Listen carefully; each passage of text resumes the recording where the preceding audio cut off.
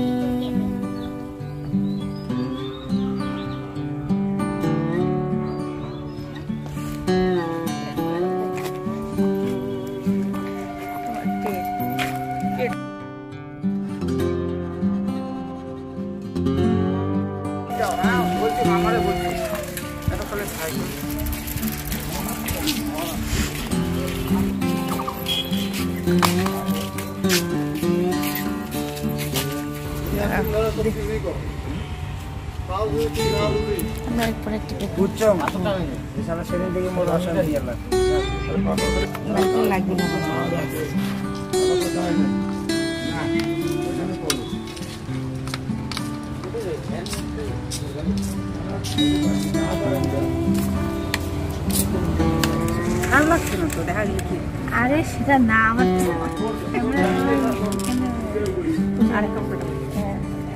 লাল লাল কি সুন্দর।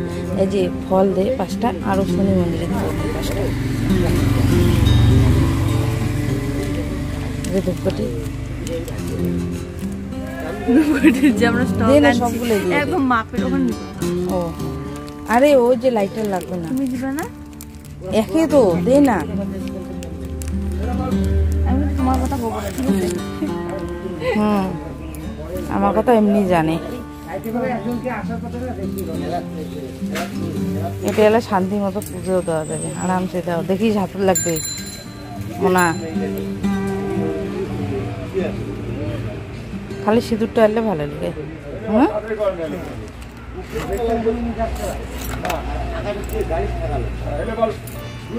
আগত হ্যাঁ এই তো হ্যাঁ।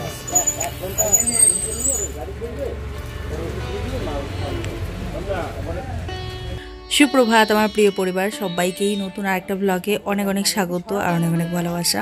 আজকে 9ই মার্চ শনিবার, তো আজকে হচ্ছে শিবরাত্রি। কালকে থেকে যদিও শুরু হয়েছিল সন্ধ্যের মানে রাত্রিবেলা আর কি, তো সেই জন্য আর কি ভেবেছিলাম যে চলো কালকেই দেওয়া যাবে সকাল সকাল, তো সেই জন্য আজকেই আমরা পুজোটা দিচ্ছি।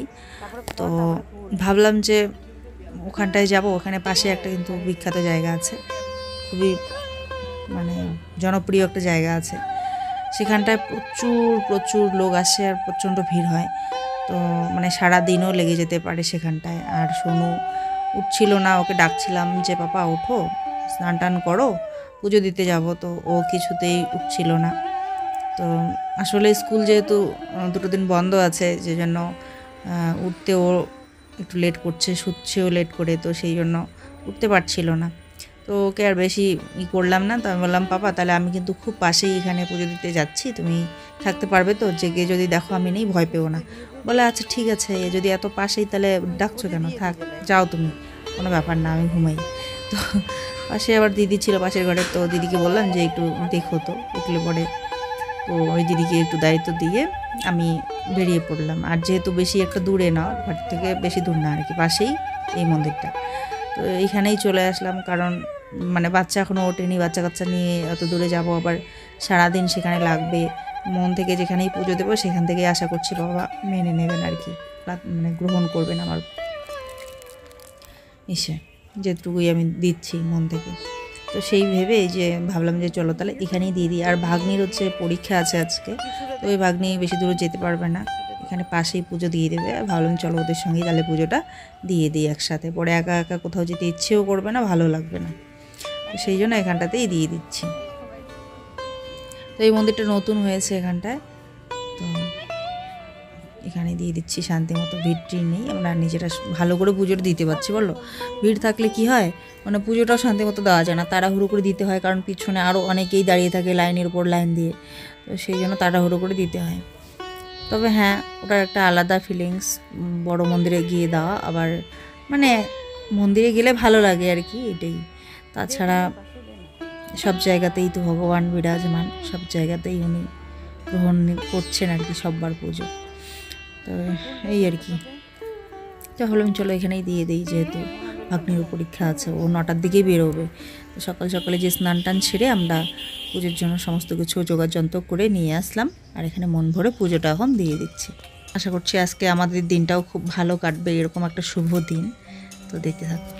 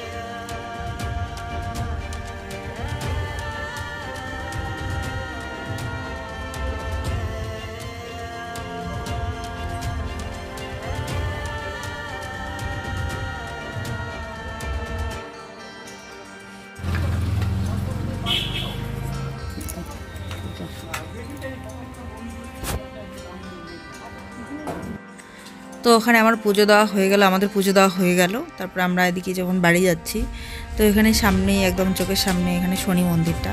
তো এখানে আবার একটু না দিলে কীরকম লাগে, তো এখানেও একটুখানি পুজো দিয়ে দিলাম, প্রসাদ টসাদ দিয়ে। তো ভাগ্নি এবারে দেবে, আর এদিকে আবার বেলা হয়ে যাচ্ছে, ও মানে পরীক্ষা আছে। তো তাড়াতাড়ি করে এখানে পুজোটা দিয়েই ব্যাস চলে যাবে। তো হাতে সময় থাকলে ওইদিকে পাশে আরও একটা মন্দির আছে সন্তোষী মাতার, ওখানেও দিতে পারতাম, কিন্তু পরীক্ষা আছে বলো, সেটা তো ভাবতে হবে। তো সেই জন্য ওদিকে আর গেলাম না, মন থেকেই মনে মনে প্রণাম করলাম মাকে, যে মা কিছু মনে করবো না। অন্য সময় তো ওখানে পুজোর সময় থাকি আর কি, আজকে আর হলো না যেহেতু সময় হাতে নেই। তো এখান থেকেই মন দিয়ে আর কি পুজোটা দিলাম আর প্রণামটা করে নিলাম।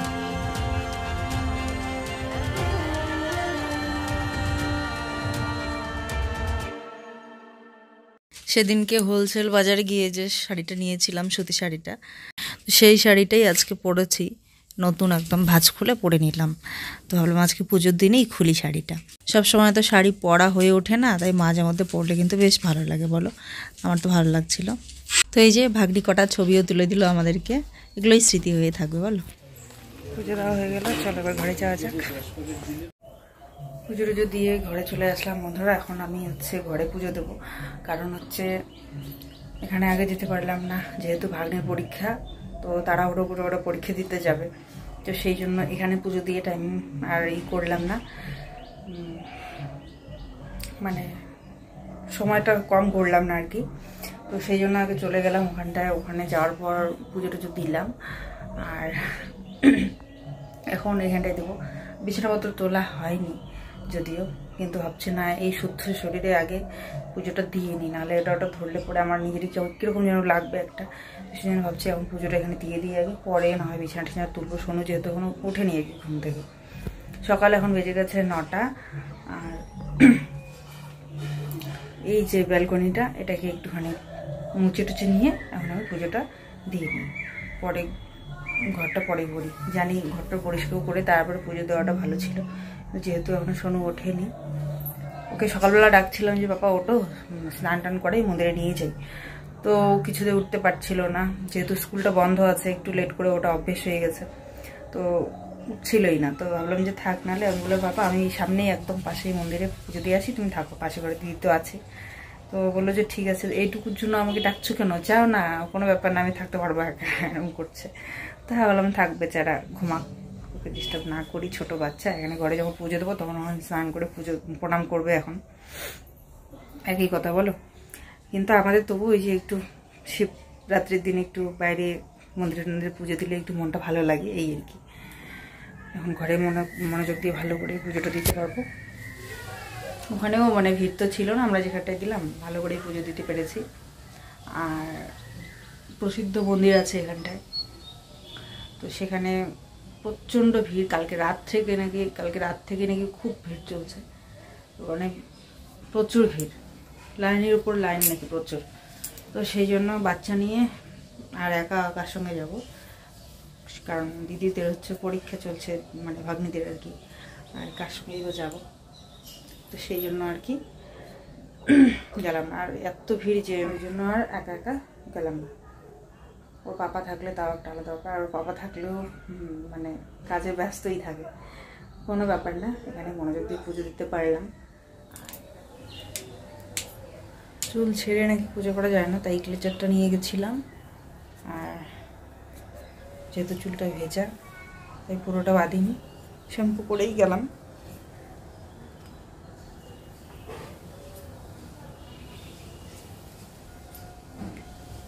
চিরুনি না থাকলে কে কে এরকম করে আচারো চুল, আমি যাওয়ার পথে এটাই করছিলাম।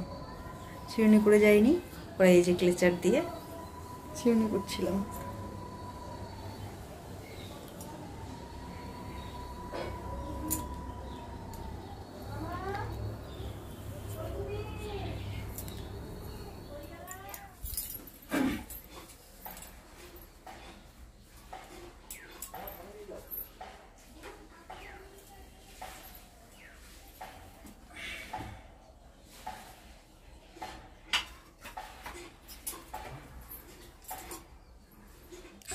কালকে সমস্ত আসনগুলো ধুয়ে দিয়েছিলাম রাত্রেবেলা, তো সকাল হতে হতে এগুলো দেখো সুন্দর করে শুকিয়ে গেছে। আজকে যেহেতু পুজো তাই আজকে এগুলো এখন সুন্দর করে পেতে দেবো ধোয়াগুলো। আসনগুলো ধুয়ে নিয়েছি, আর যে ন্যাকড়াটা দিয়ে আমি ঠাকুরের এই যে ব্যালকনিটা মুছি ওই ন্যাকড়াগুলোও ধুয়ে নিয়েছি। তারপরে হচ্ছে ঠাকুরের গা মুছে দেই সেই ন্যাকড়াটা, সমস্ত কিছু ধুয়ে দিয়েছি। আর মন্দিরটা কালকেই আমি স্নান করে পুজো দেওয়ার আগে পরিষ্কার করে মুছে নিয়েছি। একটু ধুলো হয়েছে, যেহেতু এদিকটা থেকে ধুলো উড়ে আসে, তাই ওগুলো ভেজা ন্যাকড়া দিয়ে মন্দিরটা মুছে নিয়েছি। আর মন্দিরটার সামনে নয় পিছনের দিকে ওইদিকে চিপার যে জায়গাগুলো চাপার মধ্যে পড়ে আছে ওগুলোর মধ্যে একটু হচ্ছে মাকড়সা জাল বুনেছিল, সেগুলোকে একটা কাটি দিয়ে পরিষ্কার করেছি। করে মানে এখন ব্যালকনিটা দেখতে অনেক ভালো লাগছে, পরিষ্কার লাগছে। তো মাঝে মধ্যেই এখানে হয়ে যায় আর কি মাকড়সা জাল বুনে, তারপরে হচ্ছে ধুলো হয়ে যায়, তো ওগুলো পরিষ্কার করলে ভালো লাগে আর কি, শান্তি লাগে ব্যালকনিটায় আসতে। তো এখন চারিদিকটা পরিষ্কার হয়ে গেছে, এখন সুন্দর করে পুজোটা দিয়ে নেব। তো পুজোর আগে যখন মানে জায়গাটা পরিষ্কার পরিচ্ছন্ন থাকে তখন মনটাও শান্তি লাগে বলো। তো সেই জন্য কালকেই আমি পরিষ্কার পরিচ্ছন্ন করে নিয়েছিলাম ব্যালকনিটা, আর মন্দিরটাও পরিষ্কার করে নিয়েছিলাম। আর তার সাথে এই যে ধোয়া যে সেগুলো এখন ওগুলো সুন্দর করে পেতে দেবো, আসনগুলো পেতে দিয়ে পুজোটা শুরু করব। সোনু এখনও ঘুমাচ্ছে, আসলে কালকে একটু লেট করেও ঘুমিয়েছিল। আমার তো লেট হয়ই, এডিট করি এটা ওটা করি, জানি আজকে আমি আর এডিট করতে পারবো না, সকাল থেকে শুরু হবে, পুজো টুজো দেবো, আমি ব্যস্ত থাকবো, সেটা কথা জেনেই আমি রাত্রেবেলায় আর কি আজকে ভিডিওটা রেডি করে রেখেছিলাম, আর একটা সময় ছেড়েও দিয়েছিলাম। তো সেই জন্য আর কি আমারও লেট হয়েছিল শুতে। তো তারপরে আমাকে তো উঠতেই হবে, অ্যালার্ম দিয়ে রেখেছিলাম, আমি উঠে পড়েছি। কিন্তু এই যখন বাবু মাত্র উঠলো, উঠে এই যে কিছুক্ষণ এখানে বসবে, চোখ ঘষবে, ঘুমটা কাটবে, তারপর ব্রাশ করবে। তো এই আর কি। সোনুকে বলছি যাও তুমি ব্রাশ ট্রাশ করে ফ্রেশ ট্রেশ হয়ে এসে বসো। আর আমি এই যে সমস্ত কিছু দেখো পেতে সুন্দর করে ঠাকুরগুলোকে আবার বসিয়ে দিয়েছি আসনে। আর তারপর এখন ফলগুলো বানিয়ে নিচ্ছি। আর এখানটায় দুধ দিয়ে দিচ্ছি। তো এখানটায় হচ্ছে ঘি, মধু, চিনি, দুধ এগুলো সব রেডি করে নিয়েছি অভিষেকের জন্য। এক এক করে এগুলো দিয়ে দেবো, যেহেতু দইটা নেই, পঞ্চামৃত বানাতে পারলাম না এবারে। দইটা থাকলেই পঞ্চামৃত হয়ে যেত, তো যেহেতু দইটা নেই তো সেই জন্য আর কি এই যে এক এক করে আর কি ঘি, মধু, চিনি দিয়ে তারপরে দুধ দিয়ে তারপরে লাস্টে গঙ্গা জল দিয়ে অভিষেকটা করাবো আমি।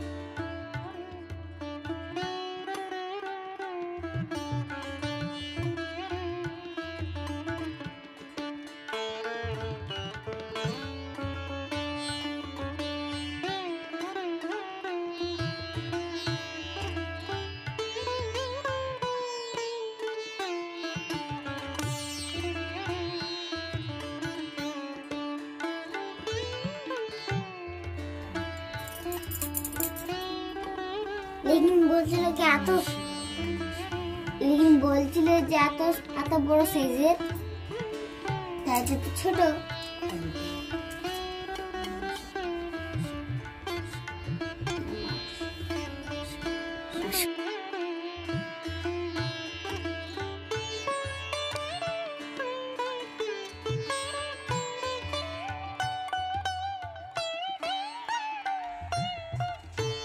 প্রথমে ঘি দিয়ে, তারপরে হচ্ছে মধু দিয়ে, তারপরে চিনি দিয়ে, তারপরে হচ্ছে দুধ দিলাম। দুধ দিয়ে তারপরে হচ্ছে গঙ্গা জল দিয়ে আমি অভিষেকটা করালাম। অভিষেক করার পর এখানটায় আমি চন্দন বাটা নিয়ে সুন্দর করে এই যে শিবলিঙ্গের শিবপিঠে আর কি চন্দনটা এঁকে দিলাম। দেওয়ার পরে এই যে এবারে আমি এখানে ধূপ দ্বীপ জ্বালিয়ে রেডি করে নিয়েছি। একে একে এখন আমি ফুলগুলো চড়িয়ে দিচ্ছি। তো বাবার পছন্দের সাদা ফুল নিয়েছি, আর এই যে গাঁদা ফুল, দূর্বা, বেলপাতা একে একে চড়িয়ে দিচ্ছি। আর প্রত্যেকটা ফুল বা বেলপাতার মধ্যে আমি কিন্তু চন্দন লাগিয়ে নিয়েছি। তো এই যে গাঁদা ফুলগুলো সুন্দর সুন্দর, বেলপাতা এগুলো সব দিদির ছিল, এক্সট্রাও বেঁচে গেছিলো ফুলগুলো, তো আমাকে দিল। তো এই ফুলগুলো দিয়ে এখন আমার পুজো দেওয়া হয়ে যাচ্ছে। নাহলে ছাদ থেকে নিয়ে আসতে হতো, তো আর যেতে হলো না, এগুলো দিয়ে আমার হয়ে গেল। সবথেকে বড় ইম্পর্টেন্ট জিনিস হলো এই যে বেলপাতা, বাবার খুবই পছন্দের। এই জিনিসটা আমার কাছে ছিল না, তো এটা দিদির কাছ থেকে পেয়ে গেলাম, বেশ ভালোই হলো। তো এবারে এই যে সুন্দর করে আরতি করে নিচ্ছি, আর প্রসাদগুলো সাজিয়ে রেখেছিলাম, শেষে এগুলো বাবাকে চড়িয়ে দেবো এক এক করে। বলবো যথাসাধ্য আমি যেটুকু পেয়েছি আমি তাই তোমাকে দিলাম, আর তুমি গ্রহণ করে নিও। তো এই যে এখানটায় এখন সব জায়গাতেই সুন্দর করে ফুলগুলো সাজিয়ে দেব। আমার এখানে শিবলিঙ্গের পূজা হয়ে গেল, বাবার পূজা হয়ে গেল। এখন সবাইকে এক এক করে আমি পুজোটা দিয়ে নিচ্ছি। বিশেষ কিছু হয়তো আয়োজন করতে পারিনি, তবে জানি বাবা একটুখানি ফুল জল বেলপাতাতেও কিন্তু খুশি হন। মন থেকে যদি আমরা ডাকি, মন থেকে যদি আমরা ভক্তিটা করি, তো সেই জন্য আমার যা সাধ্য ছিল আমি সেটুক দিয়েই দিলাম। আর তারপরেও কিন্তু আমরা ভক্তি ভরে আর কি আমাদের ভক্তির স্বরূপ যা কিছু পারি আমরা আয়োজন করার চেষ্টা করি বাবার পছন্দের জিনিস দিয়ে আর কি। তো এখানে আমার কাছে যা যা ছিল ফল টল সেগুলো দিয়ে আর হচ্ছে নকুলদানা দিয়ে আমি পুজোটা দিয়ে দিলাম একে একে সবাইকে। এখন আমার পুজো দেওয়া হয়ে গেল। চলো লাস্টে এখন আমি আরতি করে নেব।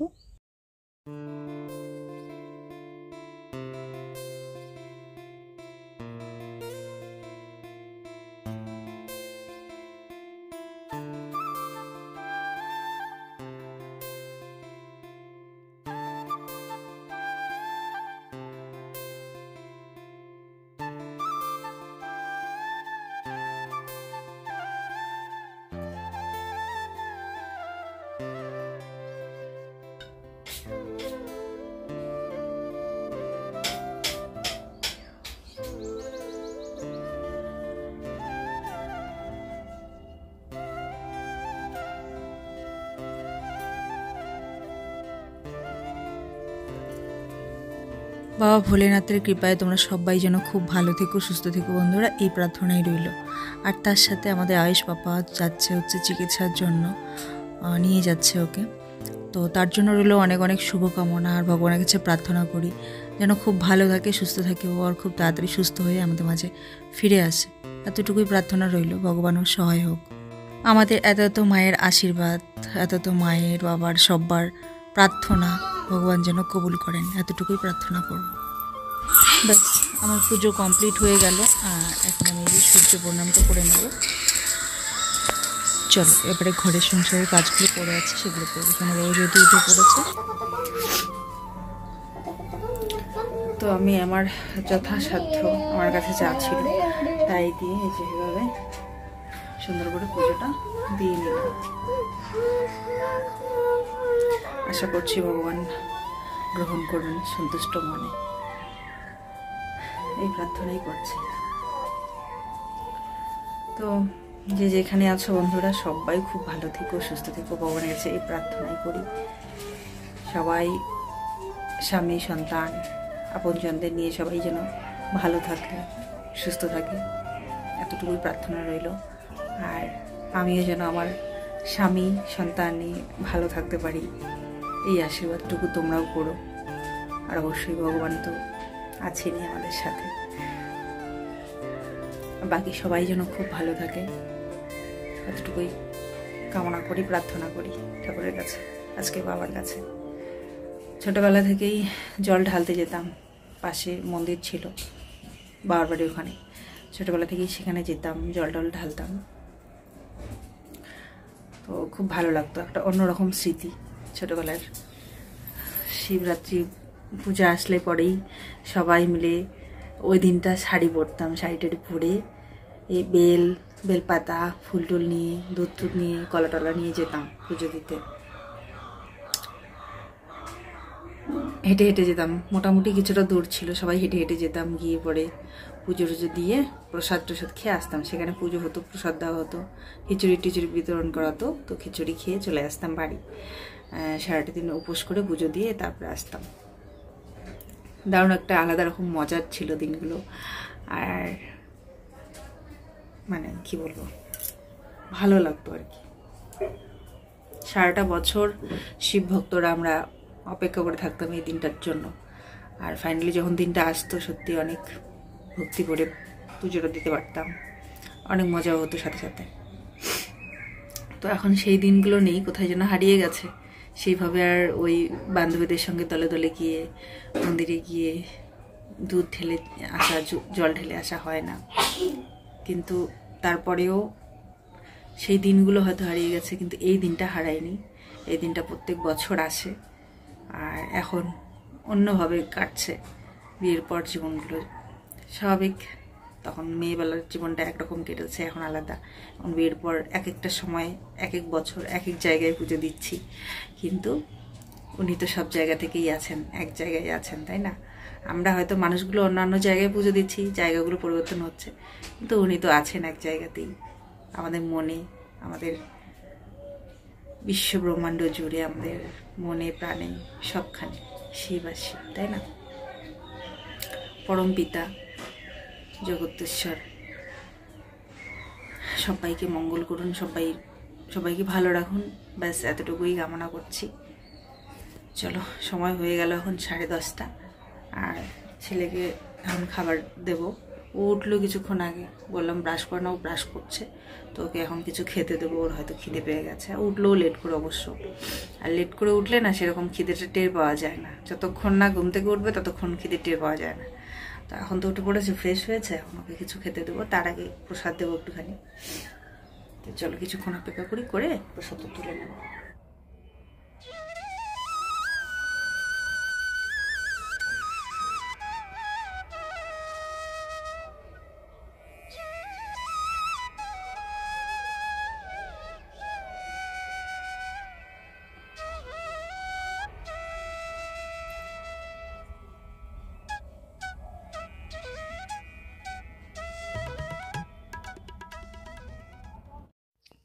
ব্যালকনিটা পরিষ্কার করে পুজো দেওয়া আমার হয়ে গেছে, এবারে হচ্ছে ঘরগুলোর পালা। তো চলো এবার এগুলো ঘরটার গুছিয়ে টুচিয়ে নিই, পরিষ্কার করে নিই।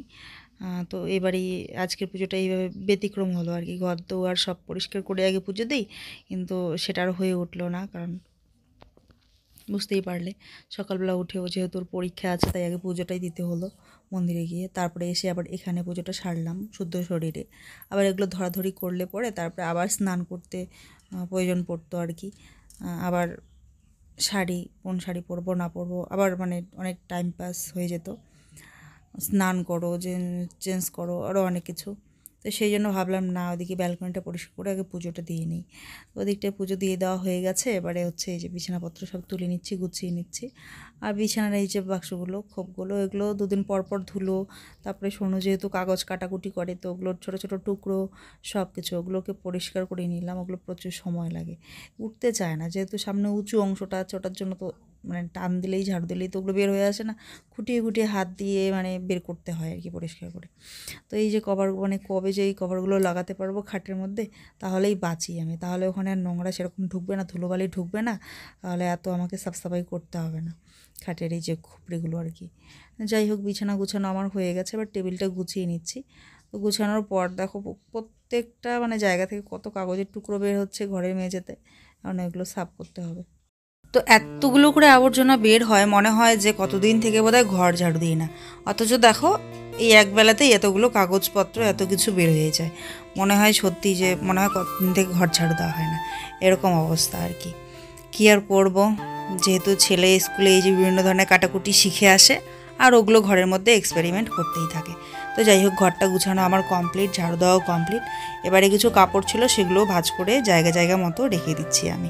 আর সোফাটার মধ্যে এই যে ছোটো বেড কভারটা এরকম করে সুন্দর করে পেতে দিলাম, কারণ সবসময় শোনো এখানে বসে বসে টিভি দেখে আর খুব তাড়াতাড়ি নোংরা হয়ে যায়। এখানে কিছু জামা কাপড় কালকে ধুয়ে শুকোতে দিয়েছিলাম, ওগুলো সকাল হতে হতেই যা রোদ ওঠে বেশিরভাগটাই শুকিয়ে গেছে, আর দু একটা হালকা স্যাঁতস্যাঁতে আছে, ওগুলো ভালো করে মেলে দিলাম। আর বাকিগুলো সব তুলে নিলাম, ওগুলো এখন ভাঁজ করে সুন্দর করে এখানটায় রেখে দেবো। আর সোনুবাবু একটু করছে পড়াশোনা করছে আর আমার আগে পিছে ঘুরছে আর বলছে দেখো তো এটা ঠিক হলো কিনা, এটা কীরকম হয়েছে দেখো তো। তো আমি একদিকে কাজও করি, ওকে গাইডও করি। তো এখন আপাতত এই কাজকর্মগুলো সেরে সোনুবাবুর একটা কারসাজি দেখিয়ে ব্লগটা শেষ করবো বন্ধুরা। আরও অনেক কিছু পড়ে আছে, অনেক মজা করেছি পিকনিকের মতো, কিন্তু আজকেই সব কিছু আর শেয়ার করতে পারবো না। আজকের দিনটা কিন্তু দারুণ কেটেছিল, অর্ধেক দিনটা তোমরা পরবর্তী ব্লগে দেখতে পারবে, কারণ না হলে ভিডিওটা অনেক বড় হয়ে যাবে। এই দেখো ওইটা দেখা যাচ্ছে না গাড়ির মতন, এটা আমি এত সুন্দর করব, তখন আমার একটু 1 ঘন্টা 2 ঘন্টা লাগবে। যখন এই ছোট গাড়িটাকে আমি যখন সুন্দর গাড়ি বানাই দেবো, তখন তোমাদের সাথে আমি আসবো, তোমাদেরকে দেখাবো। হ্যাঁ কি এখানে কেমন গাড়ি বানাইছি। আর পিছনে একটা স্পয়লারও লাগিয়ে দেবো, স্পয়লার। আর দেখো এগুলো লাগিয়ে দেবো, ওকে নতুন আচ্ছা স্পয়লারও। সুপার কার বানিয়েছে। আর এটা বলে এটা স্পয়লার। স্পয়লার মানে কি বলতো, কি যদি গাড়ি বেশি ফাস্টে চলে তার জন্য ওটা ব্যালেন্স করতে পারে না, তারপর ওটা পড়ে যায়, হ্যাঁ না। তারপর ওটা পিছনে স্পয়লার থাকে না, তুমি জানো কি এটা যদি এমন থাকে, যদি প্লেনটা উড়া তারপর ওটা নিচে নামে, আর যদি এটা এমন থাকে তাহলে প্লেনটা উড়া তো উপরে যাবে। তার জন্য এটা নিচে রাখছে, নিচে এমন করে, তাহলে এটা নিচে গ্রাউন্ড ফোর্স লাগবে, তার জন্য ওটা ব্যালেন্স খারাপ না হয়ে সিধা চলবে ফার্স্টে। ও বাবা, এত কিছু দিমাগ লাগিয়েছো। ওটার নাম হয় গ্রাউন্ড ফোর্স। স্পয়লার লাগাইলে স্পয়লার। চলো এখন খেয়ে নাও আগে বাবা, পরে খেলবা। দাঁড়া একে আগে আপগ্রেড করি আর একটু। এটা এখানে লাগাতে হবে, এখানে একটু এখানে লাগাতে হবে, এটা কেটে দিতে হবে, তারপর আচ্ছা আচ্ছা করে তাড়াতাড়ি খেয়ে নাও। আমি তোমাদেরকে বলছিলাম না কি এখানে একটা স্পয়লার থাকবে, হ্যাঁ না। এইটাকে আমি এখন আপগ্রেড করছি, টেপ লাগিয়ে এমন করছি যেটা আর একটু গ্রাউন্ড ফোর্স থাকে, আর এটা চোখা রাখছি যাতে আর একটু গ্রাউন্ড ফোর্স থাকে। আর এখানে টেপ লাগছি যাতে এটা একটু ড্রিফট মারতে পারে, দেখবা ড্রিফট মারে। নর্মাল কার না এমন করে যে এমন করে ঘুরে যায়, হ্যাঁ না। আর ড্রিফট মেরে যাওয়া হচ্ছে এমন করে ড্রিফট মেরে ওদিকে যাবা, দেখবা। আমি আবার করব, ড্রিফট মারতেছিল, যদি রিমোট কন্ট্রোল হতো না এমন করে ড্রিফট মারতে মারতে চলে যেত আর ঠোকরও খেয়ে নিত। যাই হোক, আমার ভাঙা ট্রাইপড দিয়ে এই যে ও বানিয়ে নিয়েছে, দেখো ওর সুপার কার। বলে কি বলো, বুগাটি না ল্যাম্বরগিনি মুখতে চোখা থাকে।